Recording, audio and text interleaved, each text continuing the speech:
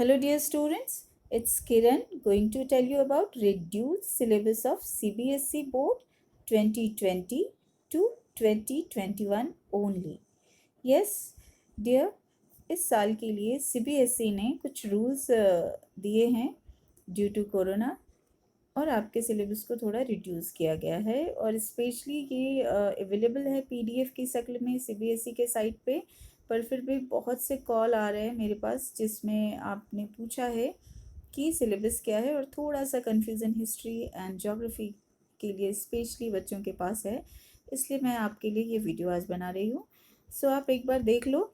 यहाँ पर मैंने टाइप कर दिया है, PDF नहीं लिया क्योंकि वीडियो का साइज़ बड़ा हो जाता है और इसकी वजह से आप डेटा थोड़ा सा कम यूज़ करोगे और आसानी से आप इसे देख पाओगे और मेरे लिए भी अपलोड करना थोड़ा आसान हो जाता है, इसलिए मैंने टाइप ही कर लिया है। हाँ, और इसमें एक चीज़ और हो सकती है आपके लिए कि कुछ नए बुक में कुछ सिलेबस ऑलरेडी कटे हुए थे, प्रीवियस ईयर भी नहीं थे वो शामिल। सो मैंने सारी चीज़ इसमें डाली है जो प्रीवियस बुक में भी थे, क्योंकि कुछ बच्चे अभी भी प्रीवियस बुक को ही यूज़ कर रहे हैं। तो यहाँ पर आप चैप्टर्स के नेम लिख लेना जो मैं यहाँ बताऊँगी। ओके, तो ये सिलेबस सिर्फ इस साल के लिए ही है, हमेशा के लिए नहीं है। सो प्लीज़ ये आप ध्यान रखना। शुरू करें तो एकदम आप ये समझ लो कि हिस्ट्री का जो ये चैप्टर है इसमें सिर्फ 2 चैप्टर ही बोर्ड में आएंगे। पहले आप उसको टिक कर लो, the rise of nationalism in Europe and the nationalism in India. सिर्फ ये 2 चैप्टर आएंगे, बाकी कुछ भी नहीं आ रहा हिस्ट्री में। और मैप वर्क आप जानते हो कि हिस्ट्री और ज्योग्राफी से होता है, तो मैप वर्क भी इन्हीं 2 चैप्टर से है। बाकी जो चैप्टर्स आप देख रहे हो वो नहीं आने वाला, और वो मैं आपको बता दूं प्रीवियस ईयर के सिलेबस के लिए ये मैं नहीं बता रही हूँ, ना आने वाले सिलेबस हैं, सिर्फ इस ईयर का तो मैं कट कर रही हूँ। इसको आप काट लो और इसको पूरी तरीके से, और यहाँ से जो चैप्टर नंबर 4 है, 4 टू जो सिंपली आप 5 देख रहे हो, सॉरी थोड़ी सी प्रॉब्लम हो गई, फिर से एक बार मैं टिक करती हूँ। First chapter and third chapter आपके पास आएगा, और जो है ये सेकंड चैप्टर नहीं आने वाला। और चैप्टर नंबर 4 से चैप्टर नंबर 7 जो है 8 तक जो है ये नहीं आ रहे आपके इसमें। पर हाँ, अगर स्कूल ओपन होता है तो चैप्टर नंबर 4 एंड 5 इसका PT होगा। PT that mean periodic test, ठीक है। इसके अलावा नहीं होगा। तो सिंपली मैंने क्या बताया, सिर्फ 2 चैप्टर आप राइट डाउन कर लो। मैं थोड़ी देर रुक रही हूँ, चाहे तो आप स्क्रीनशॉट लो छोटे छोटे। और यहाँ पे मैं आपको बता दूँ ज्योग्राफी के लिए, तो ज्योग्राफी के बोर्ड में आने वाले चैप्टर को आप सुने, और मैप वर्क अलग से है, तो वो आप ध्यान से देखोगे जो मैं यहाँ आपको दिखाने जा रही हूँ। और यहाँ दिखाने जो जा रही हूँ उसके लिए आप ये नोटिस कर लो कि ये क्या चीज़ है। तो पहला चैप्टर तो पूरी तरह आ रहा है, resources and development. Second chapter बहुत से बुक में है ही नहीं, यानी जो पुराने बुक होंगे उसमें अवेलेबल हैं, जो प्रीवियस ईयर किसी ने नया परचेज़ किया है या इस बार, तो उनके पास ये नहीं है। तो ये क्या है, ये सिर्फ PT यानी पीरियोडिक टेस्ट अगर होता है तो उसमें आएंगे, आपके बोर्ड में नहीं आने वाले, बोर्ड के लिए आपको नहीं पढ़ना। लेकिन वाटर रिसोर्स के लिए हर बार कन्फ्यूज़न होता है। यहाँ पर मैंने डाल दिया है, ये चैप्टर इटसेल्फ नहीं आएगा, ध्यान से देख लीजिए। ये चैप्टर तो नहीं आने वाला, यानी इसके कोई थ्योरी आपको नहीं पढ़ने, लेकिन मैप वर्क पढ़ना है। आप देख लो यहाँ पे मैंने मैप वर्क लिख दिया है, तो आप ध्यान से देखते चलना कि सिर्फ मैप वर्क, यानी अभी तक आपने एक चैप्टर पूरा पढ़ा, और जो मैप वर्क के लिए आपको वाटर रिसोर्स पढ़ना है, और मैप वर्क की एक बार मैं आपको बता दूं, ये 5 यानी चैप्टर 3 और चैप्टर 5 जो है वो मैप वर्क आएंगे, और जो है उसका थ्योरी आपको नहीं पढ़ना। मैप वर्क मैं बता दूंगी जब मैं आगे वीडियोस डालती जाऊंगी आपके लिए, तो मैं इसमें क्लियर करूंगी। अब पढ़ने के लिए आपको अभी तक मैंने क्या बताया, तो रिसोर्स और एग्रीकल्चर, ठीक है। अभी आपने क्या सुना, रिसोर्स और एग्रीकल्चर आपको पढ़ना है, और water resource and mineral energy and resource से सिर्फ मैप वर्क आएगा। आप देख रहे हो यहाँ मैंने ब्रैकेट में लिख दिया है। और फिर से मैं बता दूँ, जिनके जो जानते हैं सिलेबस उनके लिए ये नहीं है, जो नहीं जानते या जिनको समझ में नहीं आया, सिर्फ उनके लिए ये वीडियो है। तो आप वही लोग देखें जिन्होंने नहीं देखा या जिनको समझ में नहीं आया किसी वजह से, तो मैं सिर्फ उनके लिए ये बता रही हूँ ताकि आप बार बार कंफ्यूज ना हो। चैप्टर 6 और 7 आएंगे एग्जाम में, ठीक है। चैप्टर 6 और चैप्टर 7 आएंगे। और एक बार मैं आपको बता दूं चैप्टर 6 क्या है। तो चैप्टर 6 है मैन्युफैक्चरिंग इंडस्ट्री, चैप्टर 7 है लाइफ लाइन ऑफ इकोनॉमी।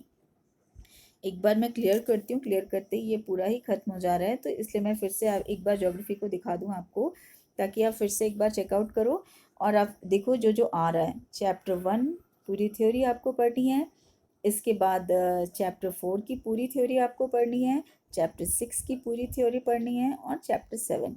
यानी आप देख रहे हो कि पढ़ने के लिए, यानी जब इसके नोट्स आप प्रिपेयर कर रहे हो क्वेश्चन आंसर्स के लिए, ये 4 चैप्टर ही पढ़ने हैं।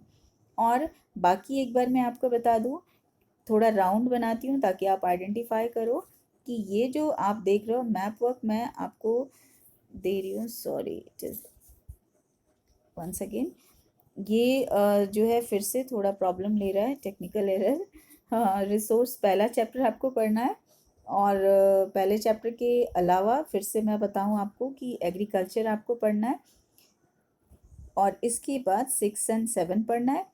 और मैप वर्क आप देख रहे हो चैप्टर 3 का केवल मैप वर्क पढ़ना है, ये चैप्टर नहीं पढ़ना, ओनली मैप वर्क। आप देख रहे हो यहाँ भी मैंने मैप वर्क डाला है।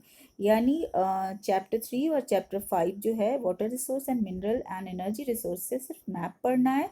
और इसके अलावा जो है ये 4 चैप्टर्स पढ़ने, यानी 4 टोटल चैप्टर आपको पढ़ने थ्योरी वाइज। और 2 चैप्टर जो है water resource and mineral resource से मैप वर्क आएगा। तो मैं मैप बताऊंगी इसके साथ।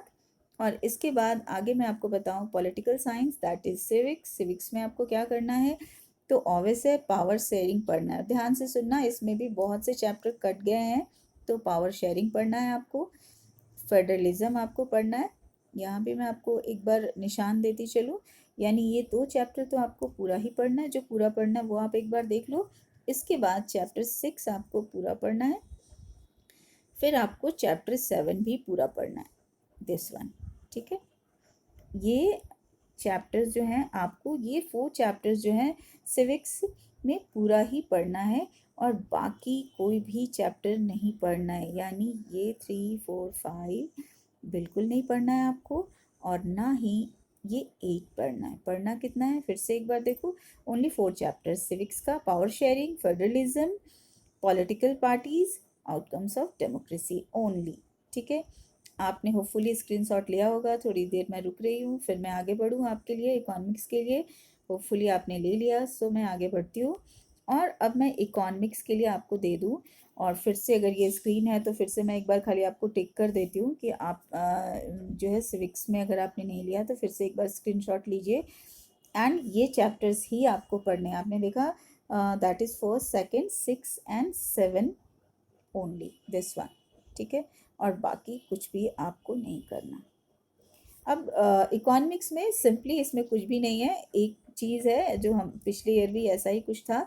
ये चैप्टर कंज्यूमर राइट जो है बहुत इंटरेस्टिंग चैप्टर है, और ज़रूरी भी है पढ़ना, लेकिन ये सिर्फ प्रोजेक्ट वर्क के लिए, तो इनको आप हटा दो। बाकी ये 4 चैप्टर्स आपको पढ़ने हैं, रिमेनिंग 4 चैप्टर्स आपको कवर करने हैं। Development, first chapter sectors of Indian economy, money and credit, globalization and Indian economy. और ये ऑलमोस्ट सिर्फ 4 चैप्टर आपको इसमें पढ़ने हैं। तो ये रहा आपका सिलेबस, बहुत रिड्यूस हो गया है सिलेबस सीबीएसई के हिसाब से। लेकिन मैं ये ज़रूर आपसे रिक्वेस्ट करूँगी कि स्पेशली अगर आपने डिसाइड कर लिया है आगे आपको कौन सा सब्जेक्ट लेना है, मैथ, साइंस, व्हाटएवर, तो उनके रिड्यूस सिलेबस को भी कृपया पढ़ें, क्योंकि आगे बेस आपके लिए बहुत ही बुरा हो जाएगा अगर आपने उनको नहीं पढ़ा। तो ये मेरी सलाह है, मानना ना मानना तो आपकी बात है। एनीवेज, मैंने बता दिया, और मैं ऐसे ही आगे जाऊंगी जो भी वीडियोस बनाऊंगी। और हाँ, एक क्वेरी आपके तरफ से बहुत आ रहा है कि मैम आप खुद नहीं लिखते हो, टेक्स्ट वीडियोस क्यों बना रहे हो। तो डियर, मैं बता दूं, टेक्स्ट वीडियो बनाने के पीछे मैं अपनी थॉट आपको दे दूं। टेक्स्ट वीडियो यानी जब मैं टाइप कर लेती हूँ तो मेरे वीडियो का साइज़ थोड़ा छोटा हो जाता है, अपलोड करने में मुझे सुविधा होती है, और साथ साथ बड़ी आसानी से जो है आप भी जब इसे देख रहे होगे तो इसका साइज़ छोटा होता है और बहुत आसानी से आप इसे देख सकते हो, इसलिए मैं आपको नज़र नहीं आ रही हूँ और क्या फ़र्क पड़ता है, पढ़ा तो मैं ही रही हूँ। सो आप पढ़ें और आगे ऐसा होता है तो मैं वो भी कर दूँगी, लेकिन ये मुझे अपलोड करने में सुविधा होती है क्योंकि एटलीस्ट 2 से 3 वीडियोज़ तो बना ही रही हूँ 9th-10th के लिए पर डे, तो उनको अपलोड करना अगर मैं पूरे वीडियोस के साथ बनाती हूँ तो मेरे लिए बहुत मुश्किल हो जाता है।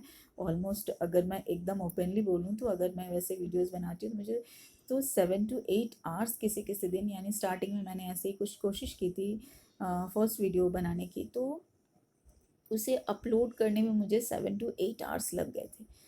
हो सकता है नेट स्लो होगा और आपको भी जब उसे एक्सेस कर रहे होगे तो आपको दिक्कत होगी, इसलिए मैं टेक्स्ट वीडियोस बना रही हूँ विथ वॉइस, टाइप कर लेती हूँ और फिर मैं उस पर वॉइस ओवर करती हूँ ताकि मैं आपके लिए जो है छोटे से में ज़्यादा चीज़ दे सकूँ। चलो बहुत टाइम हो गया है, थैंक यू। और आप पढ़ो क्योंकि टीचर्स हम बना तो रहे हैं वीडियोस, लेकिन अगर आप उसको कॉन्सेंट्रेटली नहीं देखते हो तो फिर मुश्किल है। बट हाँ, अगर आप पढ़ते हो ना तो मैं एकदम श्योर करती हूँ कि एकदम आपको कोई मुश्किल नहीं होने वाली है। और आज तो मैं एक टेस्ट भी ले रही हूँ आपका, तो आप तैयार रहो। ओके, चलो, थैंक यू।